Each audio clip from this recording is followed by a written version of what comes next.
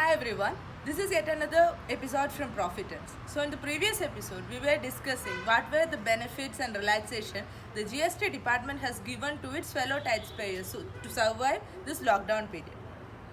This episode, we will be discussing what all are the benefits available from the Ministry of Corporate Affairs for the companies and LLPs.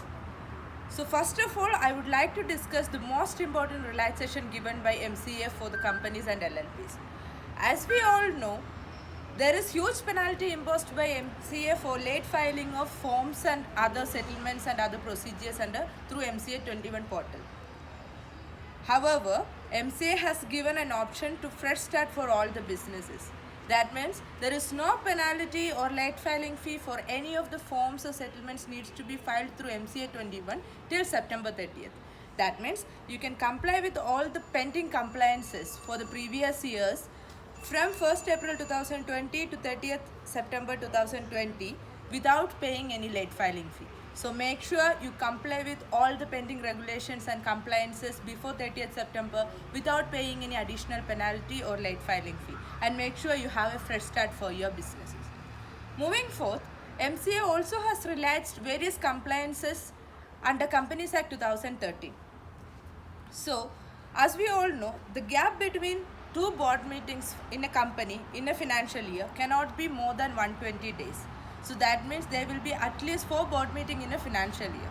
However, in the special scenario of COVID-19, MCA has relaxed this 120 days and they have given another 60 days more as the gap between 2 board meetings for the first 2 quarters of this financial year 2021. That means the gap between 2 board meetings in the first 2 quarters can be more than or equal to 180 days. Moving forth again, under Section 143 of Companies Act 2013, at least one director in a company needs to be a resident in India for 182 days in a financial year to comply with the section. Otherwise, there will be non-compliance. MCA has relaxed this in this special scenario, and it has been considered as a non-violation of this provision even if at least one director is not in India for at least 182 days. And Companies Auditors Report Order 2020 was supposed to be implemented for the financial year 1920. This implementation has been postponed a bit and it is applicable only from financial year 2020-21. So the auditors need not worry about the compliance requirement under CARO for companies and LLPs for the financial year 1920. It is not only for the existing companies the benefits are available.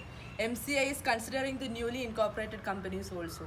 So the newly incorporated companies is supposed to file a declaration for commencement of business within 6 months from the date of incorporation.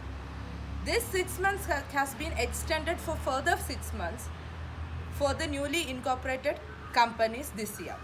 So if you are incorporated recently and you have a period of another 6 months, that means 1 year time period to file the declaration for commencement of business. So make sure each of you, the companies and LLPs, will be making use of these benefits and relaxations, and you will definitely have a fresh start for your business. So make your business a successful one. Thank you.